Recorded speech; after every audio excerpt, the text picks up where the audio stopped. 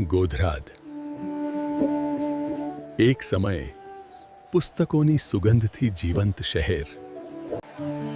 એક સમય હતો જ્યારે બુક સ્ટોલ પર ભીડ રહેતી. આજે એ જ જગ્યાએ સન્નાટો છે.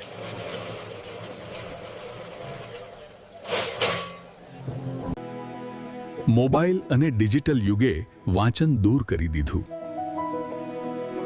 નીચવાસ બજારમાં હવે માત્ર એક જ બુક સ્ટોલ બચ્યો છે. પુસ્તકની સુગંધ હવે સ્ક્રીનમાં ખોવાઈ રહી છે. શું આપણે આપણો સાહિત્યિક વારસો બચાવી શકીશું?